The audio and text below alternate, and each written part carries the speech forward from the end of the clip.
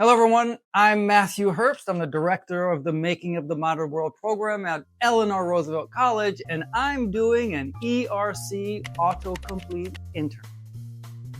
I know my children have Googled me because they tell me about that. Other Matthew Herbsts out there.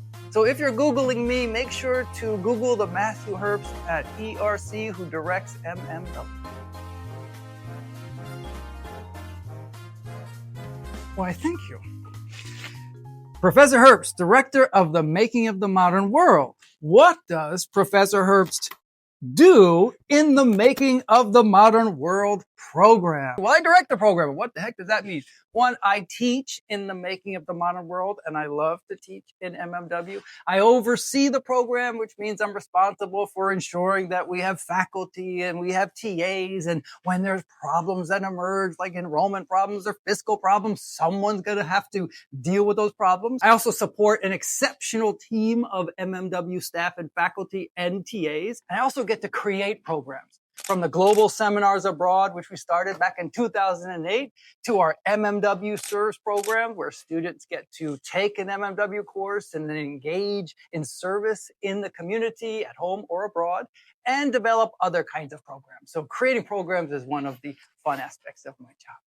What is Professor Herbst's favorite memory from college? Good Lord, what a question. We're talking about undergraduate experience. So for that, I did that in New York, where I'm from. And I would say two things come to mind. One is the sheer excitement when you find that topic, that subject that you love. You have this chance to just explore and go deeper and deeper and deeper and realize how incredibly fascinating it is. After all, that's why you're studying it in college. The second thing would be the people.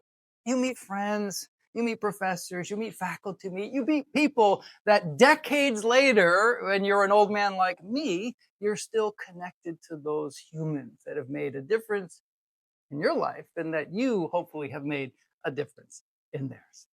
What is Professor Herbst's biggest piece of advice for incoming ERC students taking MMW? That's you. So let me think. Let's just start with my biggest advice as you're coming here to ERC UC San Diego, and that is don't wait. Don't wait. Is get involved. Get started. Ask that question. You're like, I'm too timid. I'm afraid. It's a 300-person class. I don't know that TA. I don't know that professor. Go. So be proactive. Do not wait thinking, oh, in my junior year, that'll happen. No, start right now. Do not wait. I would say that's the biggest thing. You are in control of your education. You're not a passive recipient of all of these demands that the university dumps upon you. You choose to be here. You chose it. And so take advantage of it, take the bull by the horns, and go where you want to go. Now, it's still going to take you into some interesting places. That's things we don't control, but there's a lot you do control. So do not wait. Get involved. That's in general. Now, for MMW, do not wait. Get involved. Go to office hours. Visit your TA. Talk to your professor. Do the reading. Do the assignment. Answer the discussion board. Submit the writing assignment on time. The more you wait, the more you hurt yourself. The other thing about being a student that you could truly succeed, if you can manage your time, if you can think about nothing else, if there's one thing I can do, I could say, let's look at all my syllabi. When are the things due? How do I start to organize my time so that I can succeed and also manage my well-being? Because you're not just a brain here, you're a body too. And you want to take care of the full you that is body, brain, and spirit. Let's see what we have next. Why is Professor Herbst's dog named Dante? What a surprising question. So, of course, that presupposes that we have some of my students writing this question, because how would you know I had a dog? And how would you know my dog is named Dante? But I do. So Dante is a standard poodle who will always be with me on campus. He'll be in lecture halls. He'll be in my office. You'll see us walking around together. Why is he named Dante? Well, of course, you have to think about the poetic inspiration, the muse that makes things possible. And there is Dante reminding of us what is possible with inspiration. Now, it's also my wife likes the name Dante. And Dante is, in fact, her dog. What does Professor Herbst think it means to be a global citizen? I think it means that we recognize the distance between here and there is not as far as it seems. and that in fact that problems that may be in one part of the world resonate here, and that we have to do something about it, so that there is a connection between near and far. There's even a connection between past and present, but it's hard to do to change the past, but we can address the implications of the past in the present by being aware and then realizing, where is my role in helping to make it better? Now, the news cycle is going to be inundating you with things and often trying to set your agenda. So one of the important aspects of this is to be able to discern what your role is. Your role need not be what everyone seems to be the issue du jour, this one right now, because the fact is there's a myriad of issues at all times, even if the news is only showing one or two. So understanding your cause and figuring out, how do I support that cause? How do I make the world better in that way? And being true to yourself. Now, also recognizing we cannot solve the world's problems, but we can contribute to trying to make the world better nonetheless. That is, the world is big and the problems are enormous, but we can do our part to try to help. All right, let's move forward. We have, what is Professor Herbst's favorite movie or TV show recently? So I can't go back in the many decades of my life to draw upon what influenced me when I was your age. Recently, well, we could think about, well, there's White Lotus, there's K-dramas, The Chosen's getting all kinds of buzz these days. But I'd have to say a 2024 film that has won all kinds of awards and getting buzz here in 2025. A joint production of Latvian and Belgian and French producers, and it is called Flow. And if you haven't seen Flow, with the main character being a cat, and you have a community that includes a capybara and a lemur and a Labrador, and of course you have the secretary bird. What would bring this community into being? What an odd community. What is happening? Of course, I'm being coy here because I don't want to tell you, because you have to watch this incredible movie, this beautiful movie. And it makes you reflect upon, of course, environmental challenges, our response to those challenges, and also this awareness. It's almost bittersweet, sad awareness that what may be a challenge for one community could be a great opportunity for another. And how do we wrestle with that tension?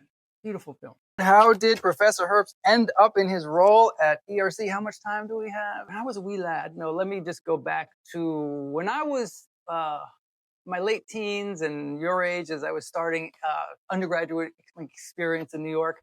I had the good fortune of being a national park ranger. And where I worked was in a place called Hyde Park, New York, where there is a national historic site that I worked at. One is called the home of Franklin Delano Roosevelt. And 2 miles away, there is the home of Eleanor Roosevelt at Valkill. I was a national park ranger. I was an interpreter telling people about Eleanor Roosevelt. So it only seemed logical that later in life, I would be a professor appointed to Eleanor Roosevelt College, not on the East Coast, but here on the West Coast in the San Diego area. So it was, I went to school, went to grad school. I took 5 years off to explore other things. I got into social services and violence prevention and adult education, all these different fields. And eventually it was my wife who said, you know, you are a teacher. I said, oh, okay. And so that eventually landed me here. Last but not least, what is Professor Herbst's favorite part of teaching the MMW sequence? Well, I like the whole thing. Every class I teach, I enjoy MMW 11, MMW 12, MMW 13, MMW 14 in the summer, which I either teach on a global seminar abroad or on one of our other summer programs. So I enjoy it all. My favorite part then is recognizing how students will take MMW, how students like you, in fact, might be dreading it, might be resenting the fact that you have to take these general education courses when all you want to do is take your bio courses or what have you. And so your students approach this with a level of resentment. And I love that because it means I have 300 students or however many there in my class. I have this opportunity to win you over. And all I need to do is get you past that resentment to see, well, maybe there is some value. And maybe, just maybe, kind of interesting, even as you're stressing through the exams and the writing assignments. Yes, of course, that's all part of the experience that makes us ERC students, but I enjoy bringing students into the journey and helping them recognize that, in fact, it's valuable. So let me leave you with this. You're about to start this new experience, this new journey, this new part of your life. And just remember, you are an active agent. You have agency. And so that means, even if it's a course you don't want to take, set your intention. So yeah, sometimes we do things that we have to do and we don't enjoy. Look, there's a long list, and trust me, the list is going to get longer.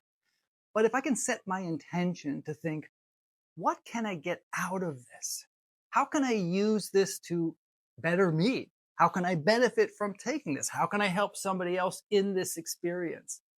You set your intention to get something good out of something that is, in fact, challenging. You're going to get through it all the better than if you resent your way, or if you live bogged down by anger and these emotions. It really is going to work against you than if you say, all right, I'm going to take this on and I'm going to be better as a result. And then I'm going to get my BA and my BS and I'm going to move on to great things. Having, of course, first succeeded through MMW. See you in the fall.